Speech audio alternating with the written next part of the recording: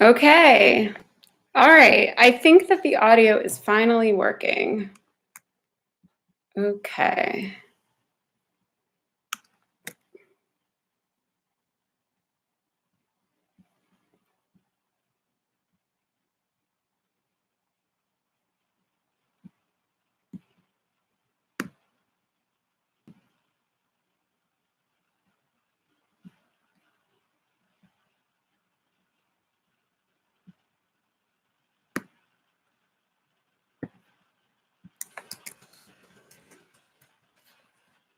This sucks. All right. New link. Shit. So, oh God, if there's children watching, please. I'm trying to figure out how the heck to share this. How do I share it? Oh, there's copy. Okay, there's the link. Sorry. Delete. Okay. Comment.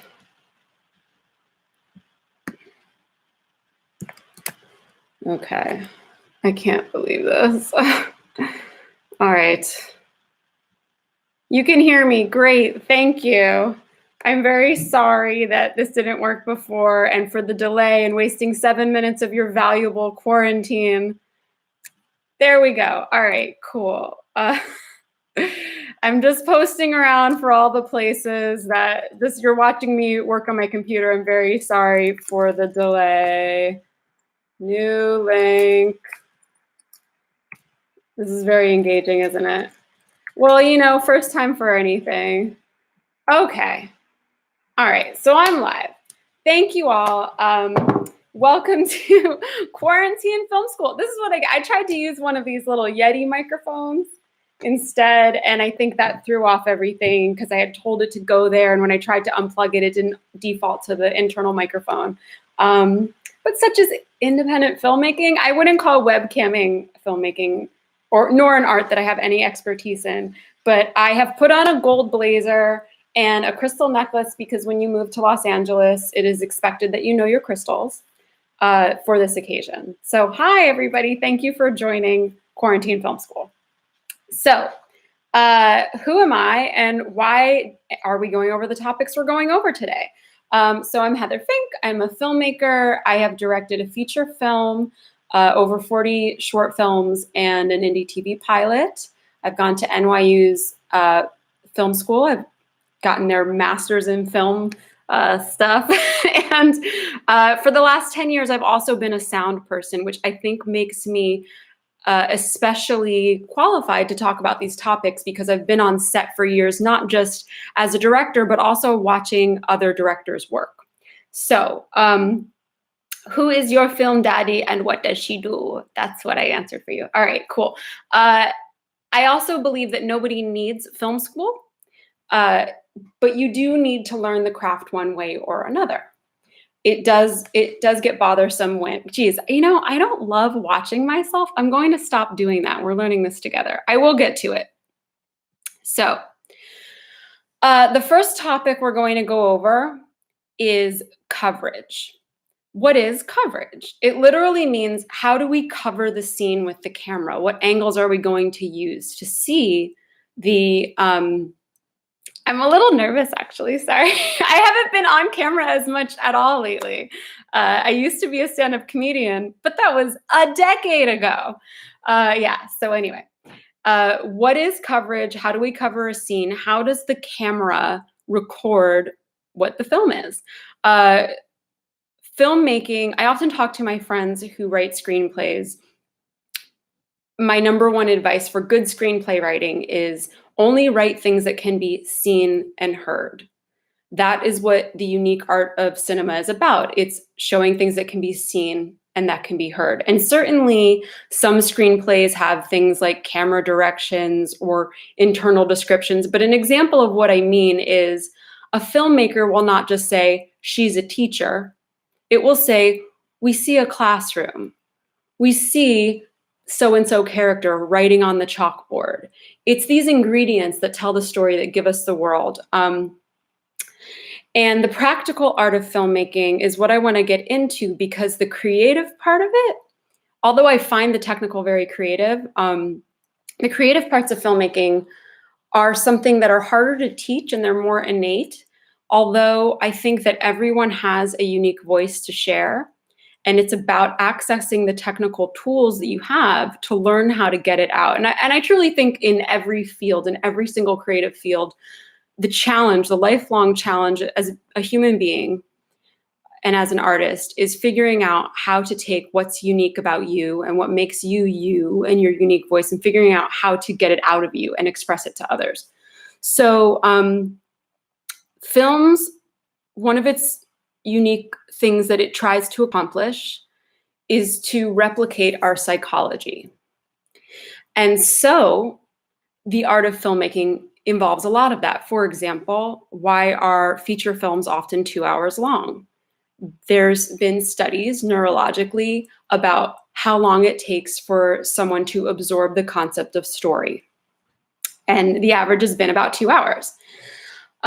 We've seen cell phone videos be a lot shorter, and it probably has a lot to do with the psychology behind our experience of using our phones.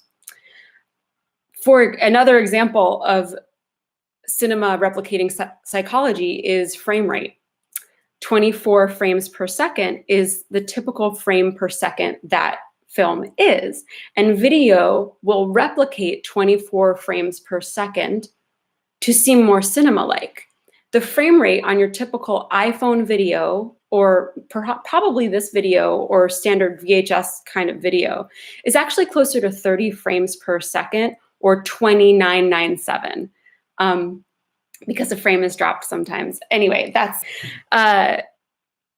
the reason why video will try to look like, they'll call it like 24p or 24 frames progressive, will try to replicate a film look, is because our psychology is connected to the long cinematic history of watching films that are 24 frames per second. And 24 frames, the reason it's that number is when cinema was being developed, how did we create the illusion of motion? Because certainly every screen grab is one frame.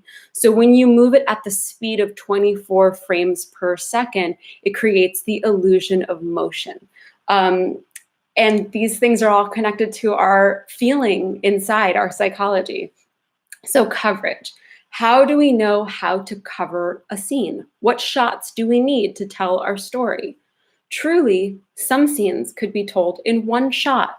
You could watch a whole scene play out in one wide shot, similar to how we experience theater. Certainly, some moments work that way. However, more traditional coverage, where you hear about things like wide shot, close up, two shot, these are also cinema language. And I'm going to talk to you about very traditional ways to cover a scene. And the reason we cover a scene that way, again, has to do with our psychology. And in talking about coverage, I'm going to talk about eyeline. Because when you have two close-ups, you must understand the concept of eyeline so that your two close-ups can be edited together so that it seems that these characters are looking at each other. And so that it seems that, and so the eyeline matches up. Sorry, I've never taught a class like this before. I've sort of more one-on-one, and it is so weird to just be looking at my laptop and talking to it like this. Yeah, so thanks for bearing with me, but I promise to give you knowledge. So what is going in for coverage? So eyeline and coverage. All right, a wide shot. You know what a wide shot is. It's a wide shot where you can see a lot. And let's just say you have a scene with two people talking to each other. How are we most basically going to cover the scene so that we can edit it in a compelling way? We're going to get our wide shot where we can see where we are and what's going on. Oftentimes, we use that as an establishing shot. And then we might go in for a two shot. And then we'll get probably an over the shoulder on each side and a close up. this is a very traditional way to cover a scene. It's important to know this traditional way to cover a scene. And then, of course, as an artist, you can have choices to cover it in a different way. And of course, in the editing room, you may never cut to a certain size shot.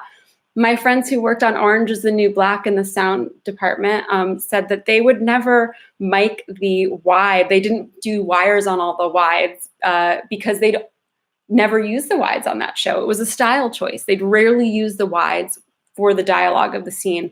So they sort of stopped miking for the wides. They would mic for the close-ups. And that's a whole other topic on sound, which we can go over another day. So Eyeline. And this is also a challenge to do. The reason I wanted to make it free was if I charged you, I should probably make all sorts of visuals and edit together and make it all fun. But hey, we're in quarantine. We're doing our best. So Eyeline. I think I do need to draw a little something on a piece of paper, though. All right. A stripe, a camera. I'll show it to you. Don't worry. 2 people. All right. So, Eyeline. This is the camera position. This is the 2 characters in the scene. The eyeline is created by the 2 characters in the scene. So this is me. This is another person. We create the line between each other. The line moves if the people move. Sorry. Okay? So we've created an eyeline between each other. The term crossing the line is something you may have heard before. How does a person cross a line? The invisible line. It's all about where the camera is placed. Once you decide to cover your scene from one side of the line, you have to stay on that side of the line in order for those shots to cut together so that the actors look like they're talking to each other. So this is where the camera, the little V, sometimes people use, they go on set and here, I'll get up, but they'll be like, when they're blocking, say, oh, we're gonna put a camera over here, and then we're gonna put a camera over here, and a camera over here. And then when they make camera maps, they draw a little V. So here, eyeline. This is a Y. The camera's gonna be placed so that it can, it would be further back, but it can see both of them. Then, when I talk about crossing this line, when I wanna see this person's close-up, I'm gonna put the camera over here, okay? And when I wanna see this person's close-up, I'm gonna put the camera over here. If I put the camera over here, when I edit these things together, they will not look like they are looking at each other. I had someone ask me a question, when would you cross the line? There are examples in cinema history of someone using this tool of knowing about crossing the line. Sorry, I just jiggled the table a little. I'm also noticing the volume being a little low. I can't monitor it myself, which is frustrating. Let me turn up the gain a bit. Is that better or is that worse? Is that worse? Is that better? Is it just the same? I'm just gonna leave it. Does this sound good? Anybody? I hope it does. Anyway, so crossing the line. You wanna keep the camera on one side of the line so that your stuff can edit together. And why you would not, okay. It's weird to be, I'm self-conscious about being on camera right now. I really am used to being on the other side. Okay, louder but not worse. Okay, is it, hi microphone. It's kind of ugly, isn't it? Anyway, I'll stay on topic. I promise I'll be better for the future classes. Okay, so why would you cross the line? I can hear you. Okay, good. Thank you. See, this is why the live stream is so helpful, because I can have your feedback.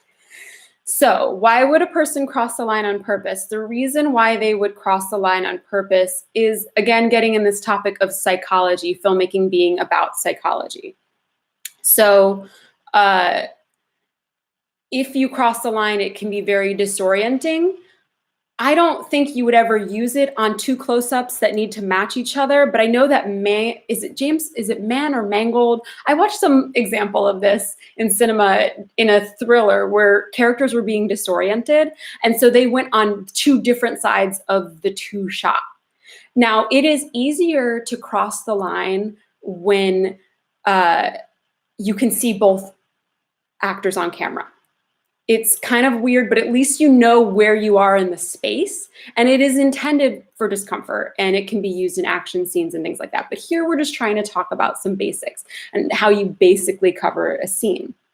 And one of the biggest goals of a filmmaker is making their day. They have a 12-hour day they're usually judged by. If that seems like a lot of hours to you, it is because filmmaking is very expensive.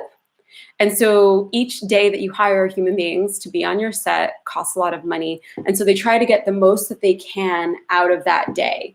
And the average acceptable length of a shoot day is 12 hours. And it is the ultimate measuring tool that a director is measured by. And so you may have a lot of shots you want to get, but you have your basic ones that you know you need in the editing room. When I was in my first year of film school, I remember I made a film where I thought I didn't need an actor's close-up because I'm like, oh, well, we have it in this other shot. But I found when I got to the editing room that I absolutely did need that close-up, because when I cut between the other characters, I wanted to complement it. I wanted to complement their shots so they cut together more. And a lot of our goal, sorry, I'm going to turn it off so I don't look at myself again and I look at the camera. A lot of our goal is replicating the psychology of our mind in creating coverage. And I do think I am repeating myself, and thank you for bearing with me. It's funny, in my head I was like thinking through what I was going to talk about all day, and I was so prepared, but now that I'm on the spot. All right, so replicating our psychology. When you place the camera in a scene, you think of so many things. You'll often see on set, assistant cameras or ACs take out their measuring tape. They do it for a number of reasons. One of the really common reasons is measuring focus, focal distance. How far someone is from their subject can influence them knowing exactly what focal length they have and how to focus their lens.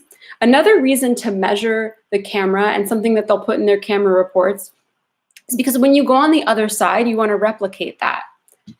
In this, I'll take out my little picture. Where's this here? Okay, so if the camera is here, right, that's the wide again. So we've come here to do our close-up on this person. If you put the camera exactly 3 feet away from this person on their close-up, you want to put the complementary shot exactly 3 feet away from the character on this side. That basic principle is very important, and on a similar axis too. Like say you're exactly, I don't know, 45 degrees. We don't usually measure the axis exactly. We want it to look like what it should look like. What you'll do, I'm 3 feet away here, I'm 3 feet away here, because the stronger the complementary shot is, the more connected that they will feel. If you want to put a camera here and then cut it with a shot that's where the camera's over here, it will feel a little more disconnected, unless like you're going in tighter, like, oh, I have a more medium shot here and I'm going in tighter over here. And then you're going to keep it here. Like say it's an intimate moment. You want to cut between shots that are similar so they feel very connected and they make sense.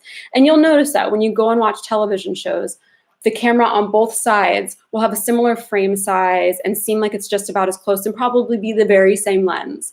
Of course, some of those things might adjust on both sides, but you want the lighting to make sense and be logical on both sides to connect the characters. Again, going back to filmmaking, replicating our psychology, that's also one of the most interesting parts about how sound can tell story in film as well. A lot of times places are quieter than they would be in real life in cinema because our mind focuses on sound, so things in the background seem quieter. And you're using your tools of where you place the camera and of what you're hearing to replicate what might be in someone's mind. For example, when there's tense moments, things can get noisier. There'll be more, ooh, I got a question. Does having slightly imprecise angles create more organic shots? You can be, however, there's places for freedom in your wide shot or your two shots or establishing shots, of course, and in how your camera moves especially. But where you want to be precise is in things that connect and complement each other. Organic shots, well, set it up on the one side in an organic way that makes sense for how you capture and see that camera or see that character. But when we're specifically just talking about how shots can cut together, or how two characters can look like they're talking to each other, because you're creating a somewhat of an optical illusion, you do need to rely on geometry and math in that way. Because I can look like I'm talking to someone, but that person might not even be in the room. And the only way that I will make it look like that is by respecting principles of eyeline. And the more similar to the two shots are, the more they feel together. And there's another thing that you might do in coverage is, for example, if someone is taller and someone is shorter, you might replicate the eye line of the people. So I might put a camera here to talk to this person that's above me here. And then when they're looking down at me here, I'll put a camera there to look down at me. That's done all the time to sort of feel from the perspective of the person that they're talking to each other. And you get more playful and weird with inserts and establishing shots. I'm more talking about how do we cover a scene so all of these things look connected and so that they will cut together. It certainly gets more complicated, eyeline, when you're on set, especially when you have more than two characters, and especially in dinner scenes, that's a whole thing. But that is something that's harder to describe without showing and doing. But just understand this basic principle of eyeline. It's class number 1. I'm going to move on to a new topic, which is slating. Slating, and I've got this slate right here. I used it on my movie, Inside You. There's a poster there. Our little fun friend here. I decided to talk about slating because I think that it introduces some very important basic principles. Oh, I just saw Meredith's comment. Yeah, love this idea that filmmaking reproduces psychology. Yeah, it's a very powerful tool. Filmmaking replicates things that, for example, a painting that's not trying to be realistic, it replicates our brain's eye in a lot of ways.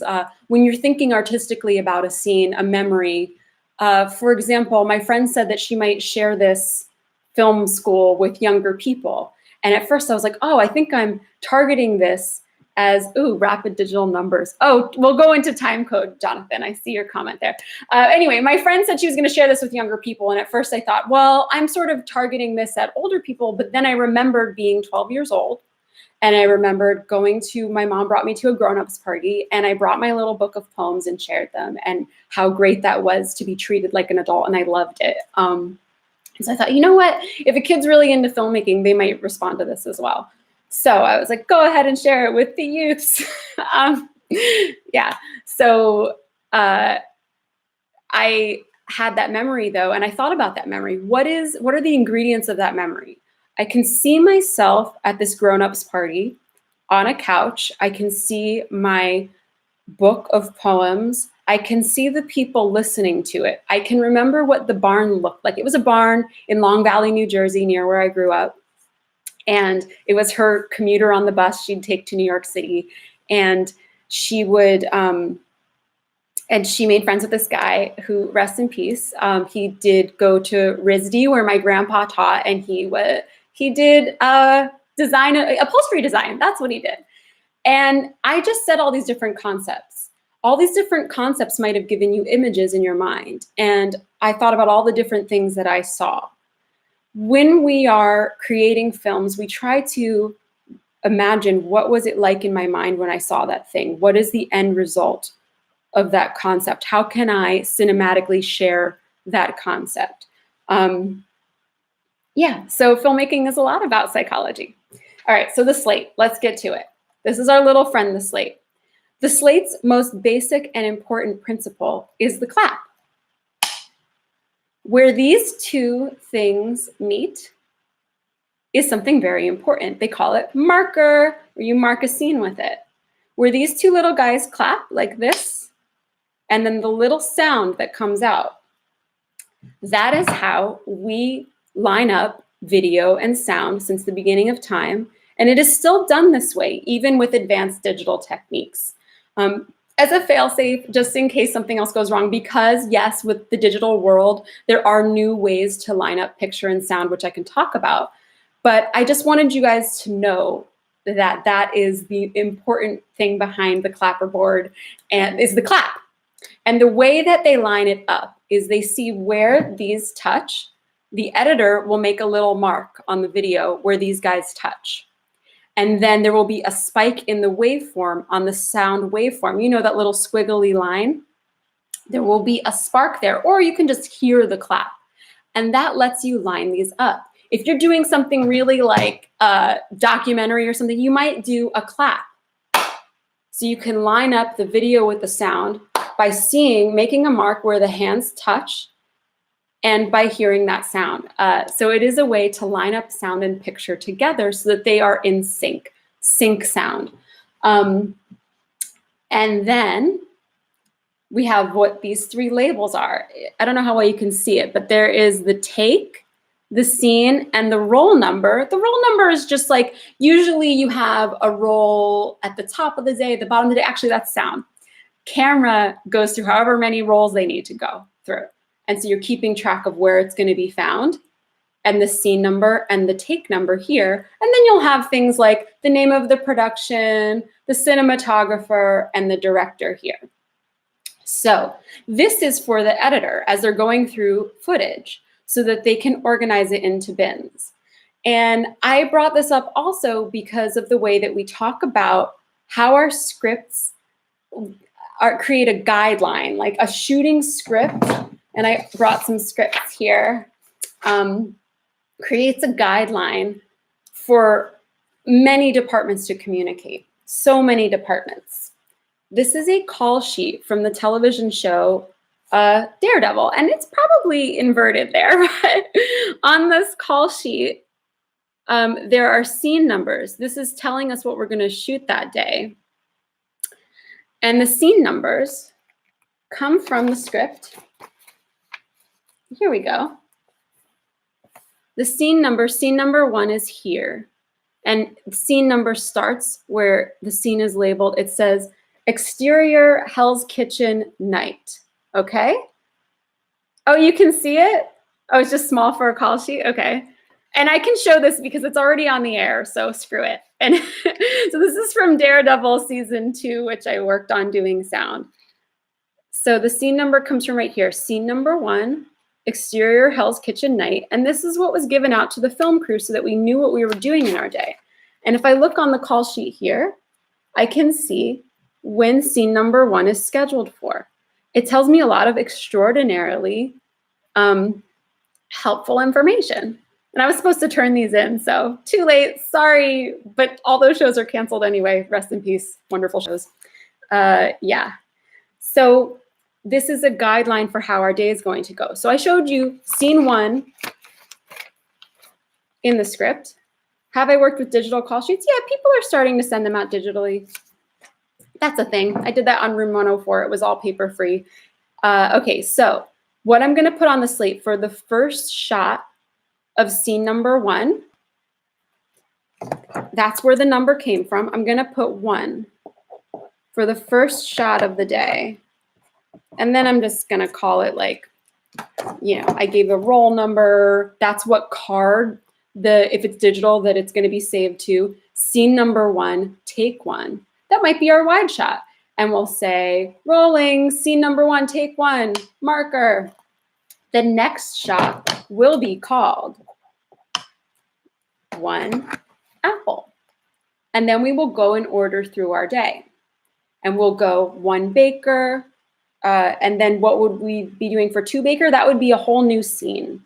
And it could be another day. But the editor will now have this information and they can organize it, and everyone can organize it. Everyone, oh, canceled OMFG, sorry. I'm looking at your comments. Thank you for participating. So your editor can go through and see what they have, and they'll organize it into bins on their timeline based on this universal language created by the writer, birthed by the writer, and each new scene is a new location, and they're all numbered, and we get our information here. We don't even have to ask each other. We just know what the next shot, we know when we change the camera position or we change the lens size, we're going to call it a new thing. Oh, moving on. Okay, so one baker's up next, unless it's going to be called something weird, and then the script supervisor will interrupt and say, the next shot is actually called XV1A, and sometimes X's go in front of these scene numbers because it's a special effects shot, and that is a notice to the editors that, hey, watch out, we're going to be adding special effects in this take. So just understand the slate is a way to both line up sound and picture for sync sound, and also to communicate to each other for all departments so that you know what's going on. If you have a 1A in your footage and a 1C in your footage, people are going to be wondering, where is 1B? Because of this universal understood language. So, water. So that is the slate. And I think that it's, oh yes, timecode. So timecode.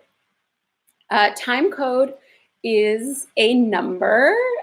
You've probably seen it before, and it is used for the same purpose of lining sound and picture, and it can do it automatically, especially these days when you have multiple cameras on things. It's very, very helpful. And sometimes slating goes wrong. And also there are programs like DaVinci Resolve that can automatically look at the metadata of sound and picture and line them up. So it's really wonderful in the digital age. It saves people a lot of time so that they don't have to go in and line up the clapperboard with the spike in the waveform. But they need to do both just in case, because sometimes time code drifts. Our computers and machines are imperfect, unfortunately. So time code is just metadata that lines up picture and sound. And also with film, it can be helpful because film doesn't have metadata, real film. The sound does. And it can be handy. Sometimes you'll see on the clapperboard, it'll show the time code, and then when it claps, the time code freezes in time, and that will be the same number that lines up with the sound file. So it's just another fail-safe to make sure that you have proper sync. All right, so lens sizes.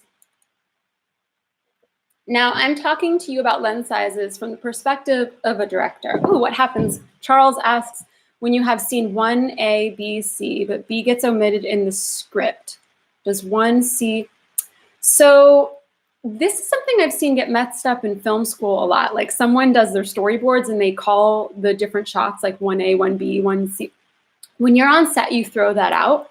On set, you must go in order. It's all in order of what's actually being shot on the day.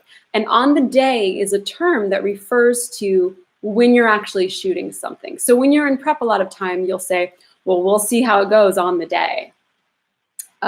So let's see, does 1C become 1B?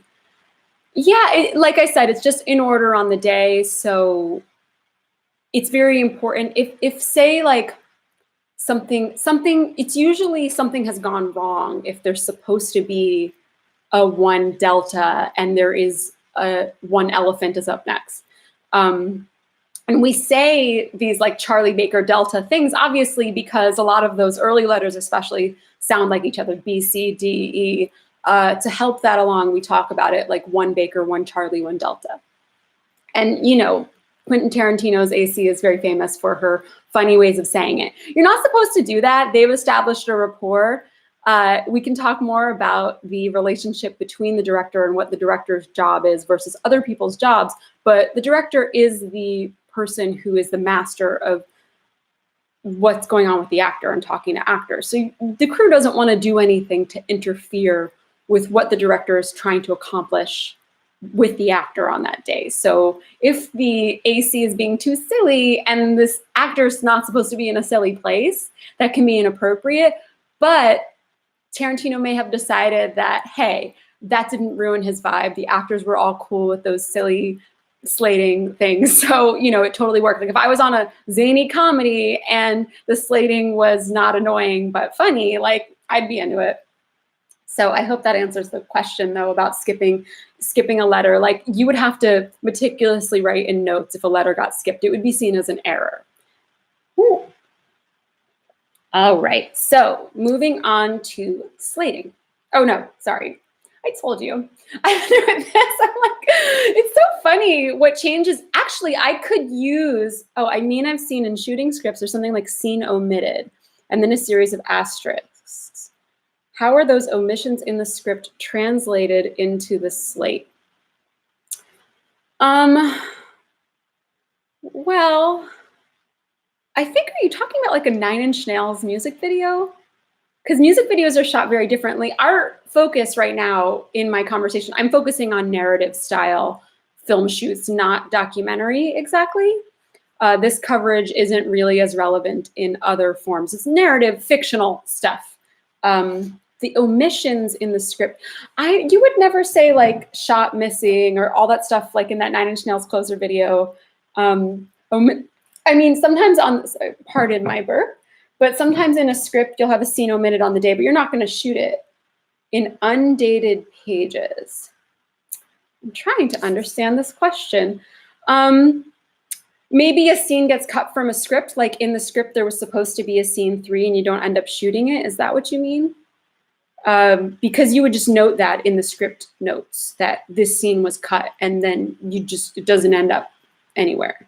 But for what you actually shoot on the day, you just go in order: 1 apple, one, then 1 baker, or sorry, 1, then 1 apple. So wait, question, how does an actor deal with all this technical information? Actors can just be flowing with the character. What I'm talking about is more oriented at directors. For actors, we don't want to distract them on set. The actor is seen as very sacred on set because they are the tool or the, where they're the medium through which we're telling the story in so many ways. So actors are sometimes to a folly. We treat them very preciously and in a very special way. Oh, hi, Teha. Yeah, okay, so actors can just be flowing with the character. Yeah, the mood and feeling of an actor is extraordinarily important. The vessel, thank you, Meredith. Actors are the vessel for our story. So what they think, what they feel, what they do is something we must guard and protect and treat like it's very important. Because, for example, who you hire as your makeup artist is one of the most important things you can do, because the actor starts their day with this person in their face. If they're irritating, your actor may come to set really irritated. Oh, Charles is explaining what his question is. I'll look at that back in a second. So anyway, the way your actor feels is very important. So even though I also direct, when I pay my bills as a sound person, I'm very, very mindful of what I say to an actor on the day and the feedback that I give them. It's not appropriate for me, if I'm not the director, to say, that was a good take. You know, I really think you were too much like this and that. That's all very unwelcome kind of feedback from someone who's not the director and can get you fired. Indeed, the actor may say to someone, get that jerk off the set. I don't need them commenting on my performance. Unless you develop a rapport with an actor, which I have in the past, because say I was a fan of the source material and they said, was this like that character? And I'd be like, yeah, it really was, or it wasn't. But that was something I did in secret because I knew if anyone found out, I would get in trouble. So let's see, Charles, I can't see your link. I'm not sure what he means, but I can also try to answer your question after the class. So I'm gonna get back to lens sizes if I satisfactorily answered that question. So yeah, lens sizes, what do they mean? Well, your frame is about how close the lens is to the subject, for one, how it moves, and what size your lens is. So I'm going to generally talk about the numbers on lens sizes, which are things you don't necessarily have to know as a director. Your cinematographer may make up for that. But it's said so much on set throughout the day. Wait, what does this say? Hello, people. I'm glad today is officially declared you're an actor. I'm not sure what you mean, but Hi, Taya. I think I said Teja before. So Teja. All right, anyway, I'm gonna get back to the topics at hand. Professor, I've got the blazer on, so professional here. Lens sizes. I'm gonna talk in terms of numbers just because I think that this is something that intimidates people. The 50, let's start with the 50 as our medium middle ground friend, a 50 millimeter lens. This is a very popular lens. It is often used for close-ups or two shots. And I like to think of it as your middle ground. Lenses that are smaller in number than a 50 are wider. Lenses that are higher in number are longer, they call them, or more like close-up lenses. Typically, a 50 or 65 will be used for a certain kind of shot. So 50 or 65 65 and 50 are neither particularly long and certainly not wide. They're great close-up lenses. When you get a little wider, like a 75, it's considered a long lens or a close-up lens. And it's called a long lens because you can see objects in focus that are close from a longer distance away. Something that's like a telephoto lens will have a very high number, like 100, 200. You'll get very high in the numbers of the lenses. The farther you want to be away and the tighter it is. There's things called macro lenses. They have very high numbers. People have heard a lot about fisheye lenses. Fisheye lenses tend to be between 18 and 16 millimeter. And fisheye lenses, even though they're called wide lenses because they can shoot a wide shot, like this camera on my computer is a wide shot. It's a wide lens. I don't know what the number it is just because it comes with my laptop, but you can see all this stuff here. Now look, it's more of a close-up because I'm physically closer. That is also what influences your frame. And when you get that distorted fisheye lens type of look, it's when you're using a wide lens, not as a far away wide, but when you're taking that wide lens and physically placing it closer to your subject, you start to get distortion. So that's all. Demystifying your lenses there. 50, 65, 50's in the middle, larger number, tighter lens, smaller number, wider lens. There we go. Very simple. Macro lenses. Yeah, there's all kinds of specialty lenses, but I'm just trying to give you an overview here. It's also very important how your camera moves, which we can get into another thing, unless I have time. I mean, it's at 42 minutes right now, so we're not too bad, even with all the technical difficulties. Oy vey.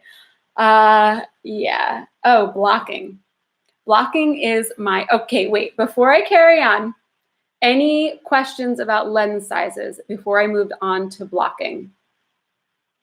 I'm gonna take a sip of water. No questions about lens sizes. Great. Okay. So blocking is one of my favorite things, one of my favorite tools as a director. And when I'm in a film crew, it is my favorite thing that happens on set. Sometimes people say, we don't have time to rehearse this scene. We don't have time to block this scene. We have a very tight day. You will always have a very tight day. You will always have time for blocking because when you don't block, you're not sharing information with everyone who needs it. What is blocking? Blocking is the moment when it's sort of like rehearsing, but you're showing your rehearsal to everyone. And blocking is another great thing about it is it shows respect for your actors because you're giving your actor an opportunity to take part in what is occurring on camera.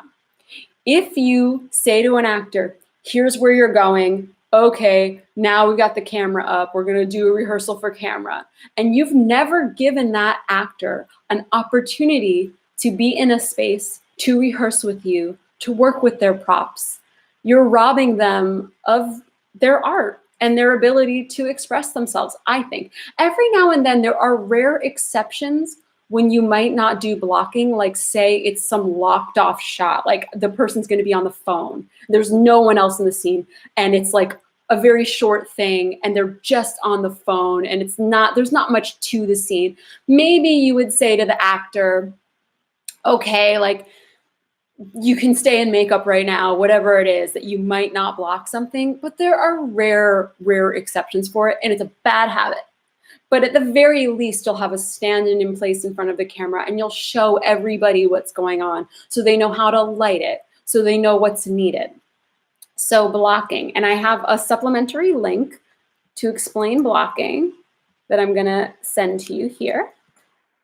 I wrote a blog post on this like a lot of years ago because I was so passionate about it. Because when I finished film school, there were a lot of things, I learned so much, it like blew up my mind.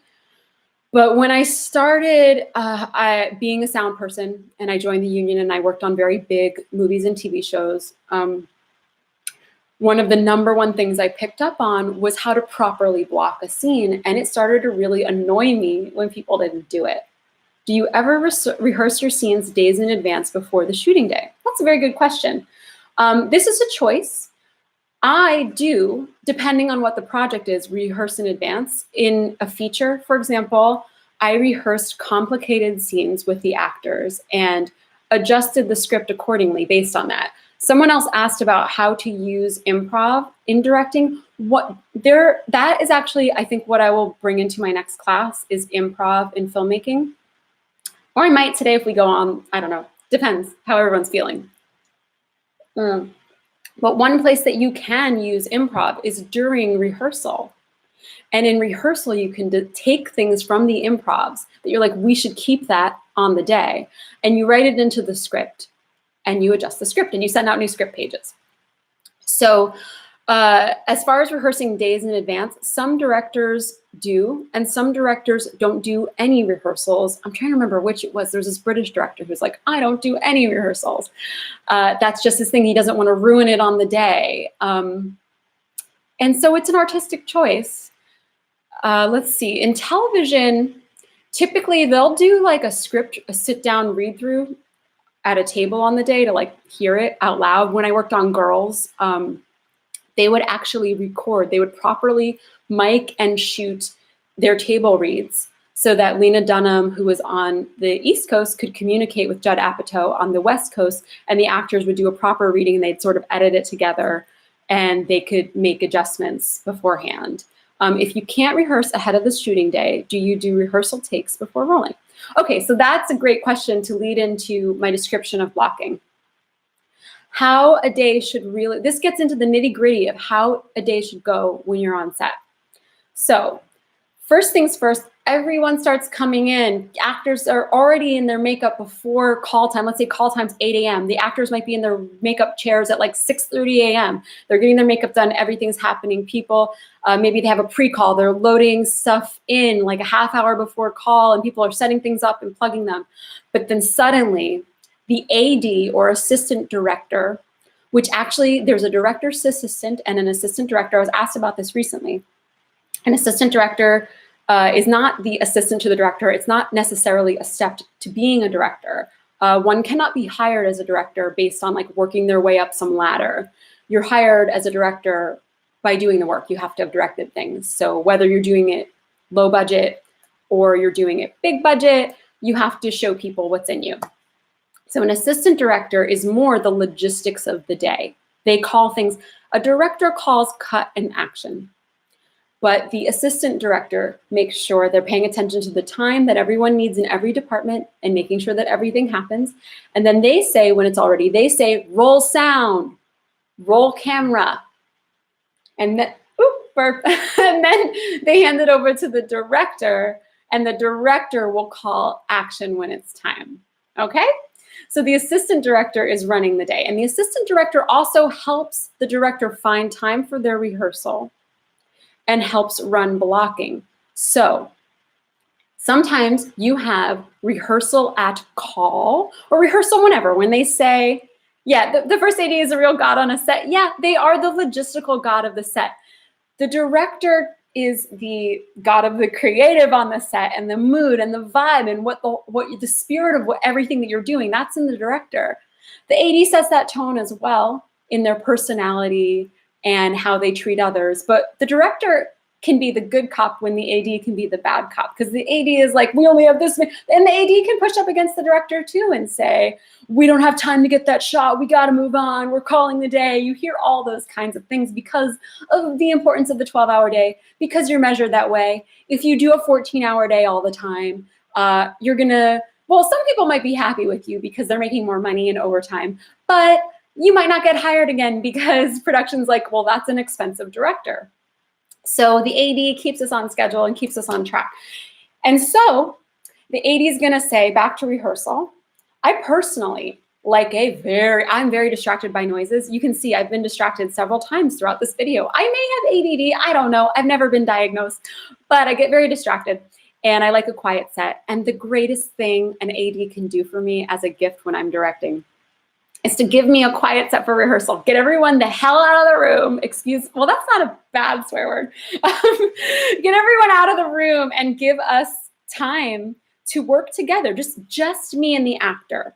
And maybe the cinematographer, maybe the script supervisor, but I usually don't. I usually just want it to be me and the actors. And I want the cinematographer there if something's more complicated, like an action sequence, perhaps, and something's more camera driven, or I might just have my rehearsal with the actor and then call in the cinematographer to get an opinion. What do you think? Should we stage this here or here? What's better for camera physically with their body? Let me get your opinion.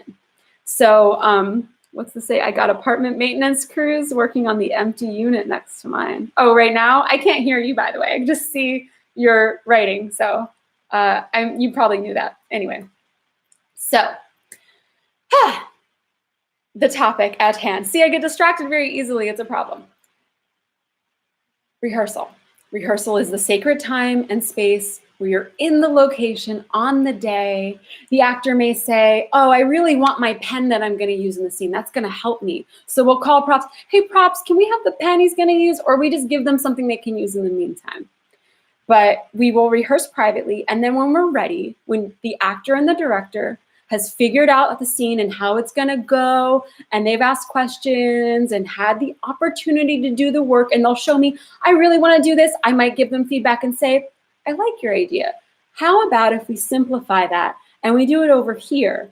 Perhaps to cheat. I mean, this is other topics, but why I would give them notes on, hey, we should do the action here versus there. I'm thinking about the camera. If an actor moves from here to here, the camera now has to see both things and you're adding shots because the camera has to see everything. Maybe you can move the camera in a way to see the person when they're here and when they're here, right? But sometimes you can simplify things on axis. Like if I know that the camera's looking at me this way, right? If I get up and I go here to the fridge, right? Then that's all part of the same shot, right? So the camera being here on me, I can see all that action. It's good for that. But if I go over here, not on axis, it's not good for the shot. So you might say to the actor, I'm going to tell the actor, yeah, why don't you do that over there? That's a good thing for how we want to stage this. Of course, the camera should work in response to the actor and to the location. But sometimes maybe you're like, oh, well, we want to see that in the background. So let's make the axis this way. And it's not going to compromise the actor's performance or what happens in the scene. So that is, okay, yeah, blocking, rehearsal. So we have decided our actor is going to start by talking to you here and then go over to the fridge. All right, we're ready to show the crew. Showing the crew is the blocking. So the AD is going to say, marking rehearsal. A marking rehearsal is when we block, is our blocking rehearsal. So marking, and then the PAs say on their walkies, marking, it's marking. And they want a representative from every department to show up on set. Because it is on the crew at this point, they are being given a demonstration of everything that's about to happen so that they can be ready to do their job. So that when sound sees the rehearsal, they say, okay, how much more are we covering? Because I have to leave my house in 30 minutes. We're on the last part. I'm just going to go through blocking, and then I'll give you guys a homework assignment. Sound good? All right. So blocking. Rolling with the homies. All right. to block a scene, you showing it to the crew, everyone's coming in, the sound wants to know where they're gonna put their microphones, for example, how many people they need to mic. With props, they're gonna say, oh, they need this bag. Let's go get that bag before we're time to shoot. And the camera knows exactly where everyone's going to be. The people who are lighting know where they're gonna have to put their lights. The art department knows how they have to stage this and that. They're gonna move things. Construction may come in, and if you're on a set, not in a real house, and they're gonna remove walls or put them in. Grey's Anatomy is amazing. It's been around for 14 or 15, 16 seasons. And they have like the walls into the ceiling so they can get through the day faster, and they just on little cables and they make the walls go up into the ceiling. And that's to make sure you can fit a camera in the room. It's really great. That's why sets are so much easier to work on. That's how we work with, part of why we work with fake apartments versus real ones. It's just very impractical for film crews to be in real ones, but we do it. In indie film, we especially do it. Okay, so the blocking will happen, and the blocking will actually show everyone the scene. And at that point, you should be ready. It's very annoying for the film crew to stop what they're doing, and it's really not ready for blocking, and the actor keeps changing their mind, or the director's like, oh no, then we'll do it here. And it's a little embarrassing, I think, for the actor and the director when they don't really know what they're doing. So yeah, so that's why when you're doing a marking, you want the scene to be ready to be shown. And you don't want to take all day with your rehearsal. You just need the questions answered, and you need everyone. So you show the blocking, then you send the actors back to their trailers if they're not dressed yet, and if they don't have their makeup on yet or whatever. But it's also helpful for the makeup department and the hair department and the wardrobe department to see the blocking, because they know if something weird or special is happening that they need to be prepared for. So with wardrobe, oh, they're gonna take their jacket on and off, or we're not even gonna see their shoes in this scene, so they can keep their Uggs on, or whatever it is. Everyone wants to be prepared, and you can answer so many questions just by showing everyone what you're gonna do, versus having people in that time setting things up, setting up the camera, the actors getting ready.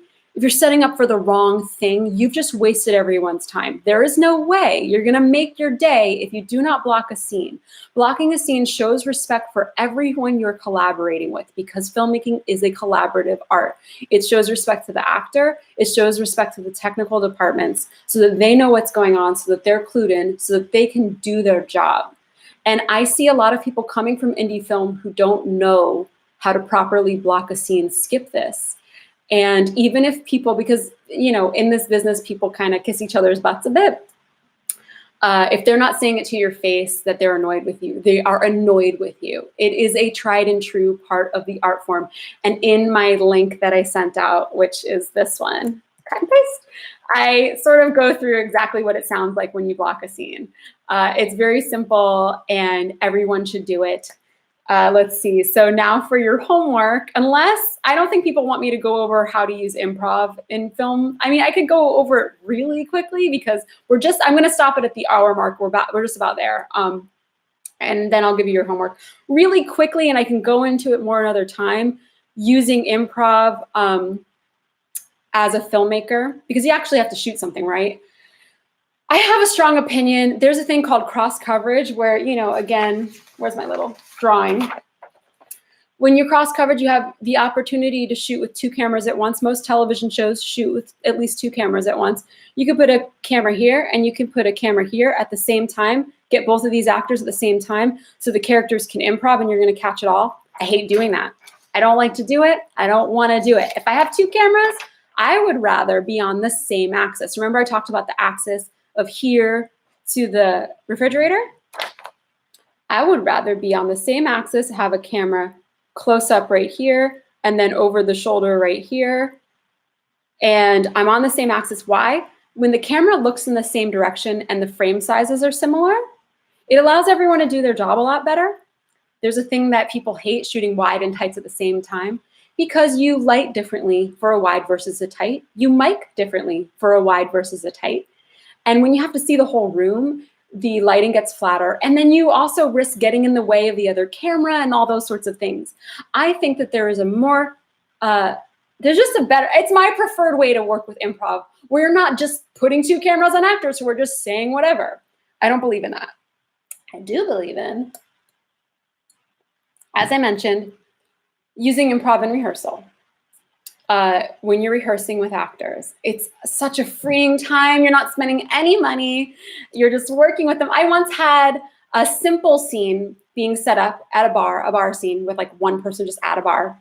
And I took everyone from the next bigger scene. I took them upstairs to a different location, and it was 4 guys chumming around for the next day's scene. It was a really big day. And we went through it and we made jokes, and they said silly, naughty things. And I said, oh, that's so funny. I'm keeping that. I'm writing that down. Okay, cool. We'll have new stuff for tomorrow. So they all had that opportunity to improv then. Another place I like to improv is also on the day when we're setting up for a wide shot, for example, because typically you'll shoot your wide shot and then close up first, with some exceptions for practicality or other reasons. And I usually, like, we can do a little improv in the wide, but on the wide, you don't want to stay there too long. Once you generally have it, you want to move on. Depending on what you're doing, I want to move into the close-ups.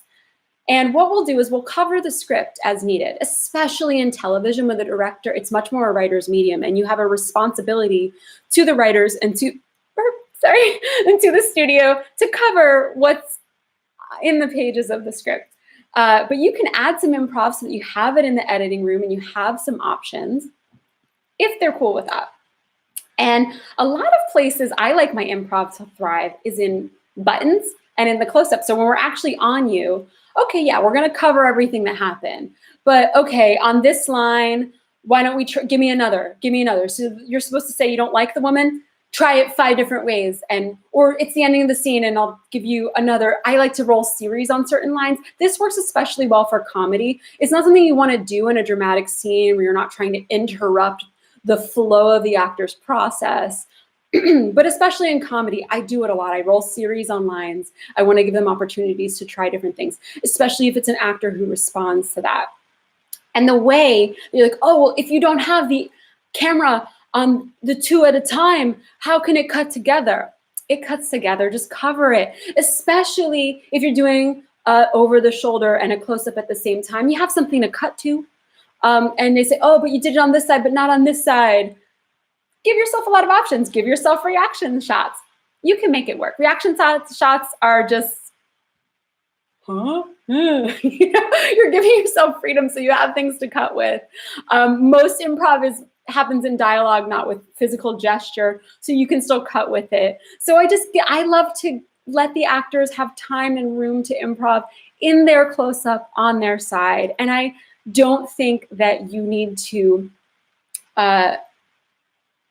take away from the art of the camera and the sound and the lighting and what's happening on every other department by cross-covering. That's just a personal preference. Some people want to do it that way, do improv that way, but I don't believe in it. So these are my general principles and beliefs when it comes to directing improv for camera, is find it in the close-up. Get what's on the page, make sure you have all those beats covered properly, and then you can play. You can have a little time there. And if there's something that's improv that's more physical, of course, you're going to think about and be mindful. That's going to be in the 2-shot or the wide where we can see both of their bodies. I think that's it. I'm going to wrap that up. Again, with our complementary coverage, it is about, I went back to that thought when I was talking about improv, just because there is such an important thing about things that will cut together, and then you can lose that when you don't have things covered on both sides. And then you give yourself some freedom. And you also play with a lot of your improv in rehearsal. So your homework is breaking down a scene. And this is for funsies, but it's a lot of fun. I love doing it. And you can just break down, and oh, thank you. Someone said a nice thing. Thank you, Peter. So breaking down a scene. I'm going to ask you to break down any scene that you like. But I continue to break down scenes in my life when I prepare to direct a project. My next feature film, God willing, universe willing, it happens. I was about to start directing it like in a few weeks. It is a thriller. And so in preparation for directing this thriller, I will be watching thrillers, because as much as I don't want to be cheesy and we don't want to always be conventional, one must know the conventions in order to work within that form. For example, when I respect and understand the genre of thriller, and I understand the existing decades, I like that improv method a lot. Yeah, it does work, right? You have trouble filming for it. Well, you can also let me know specifically what you have trouble with and I can try to help. Anyway, back to thrillers. There's a convention psychologically that we are used to when we see a thriller where it's, oh, handheld shaky. That comes from documentary. There's a feeling of aliveness in the handheld shaky that replicates an emotion, again, replicating psychology in genre. When we shoot something in a way that that genre is typically shot, we understand very quickly. It is a tool to let the audience know what's going on here, what's the mood, what's the tone. So I'm going to watch thrillers, even though I kind of remember it, but I want to break it down. I want to see, how did they cut that? I have a scene where someone is going to get very violently injured. And I've been thinking of creative ways to show it. I've been thinking about ways where I'm going to see, you've seen these kinds of shots before. I mean, it's very fun too, these weird close-ups that tell the story in an unconventional way. People loved that about Breaking Bad. Breaking Bad was very technically well done, especially in the way they edited sound. I loved that too. Go back and rewatch and take a notice of the background sounds in that show and how it relates to what's happening on camera. So getting back to, okay, I was talking about how it's shot. Oh yeah, with the person in that death scene, I'm thinking about seeing blood trickle down, seeing people's reaction to the death can also be extraordinarily powerful. That was used very powerfully in the movie Jaws. People's reaction to the shark, or that very famous dolly zoom shot where what's his name is on the beach. You know, that is just a reaction shot. We're not seeing the shark. You don't always have to see the shark. We're emotionally connected to how this character feels. So back to the homework, breaking down a scene. I'm going to ask you to break down a scene to the best of your ability. We didn't go over the camera movement. Knowing that, oh, that was a steady cam shot, that was a dolly shot, sometimes that takes time. You can enhance your knowledge of that by going on places like YouTube or Google and looking up dolly shot or steady cam shot to get used to the feeling behind it. But you can at the very least know the camera's moving from here to here. What I want you to do is take your scene, and I want you to write down a list in order of the shots you're seeing. Wide shot, still, or you could even just make it very simple. Wide shot, two shot, close up Charlie, close up Jennifer, over the shoulder Charlie, over the shoulder Jennifer, close up cell phone. I want you to write it in order every time. I want you to see these are the ingredients. This is the way you've covered your scene. This is how many times we cut back and forth in between this shot or that shot. Break it down like math. I think it's an extraordinarily helpful tool at a basic level just to see what are the ingredients of a scene via the shots. And it's an extraordinarily helpful tool with more seasoned filmmakers analyzing things. I know, for example, I had the honor of having Spike Lee as a film teacher at NYU. And he showed us things that he took from a favorite film of his, the classic film Night of the Hunter, and how that informed him to shoot the movie Do the Right Thing. And the thing is storyboarding is not something we do for everyday scenes. We don't usually do them for two people talking to each other because, like I said, it's like your basic coverage, like you know how you're going to shoot it. But you will absolutely want to storyboard more complicated scenes like action sequences, fight sequences. So for example, Spike revealed that the final riot scene in Do the Right Thing informed later how he would shoot the assassination scene in Malcolm X. And he went and looked at scenes from Night of the Hunter, and it's escaping me right now, but he made us read that script and watch that movie. The love-hate rings come from that movie, by the way. And in analyzing cinema from the past, we can understand things that worked and didn't work, and think about how we can shoot it in our own way, from our own voice, and make it our own. And that's where we be directors. So directing, one thing I always want to stress, because I get very frustrated when people say they want to direct, but they don't want to take the time to learn the craft, because I deeply respect the craft and I love it. I'm a nerd about logistics and math, as well as the creative.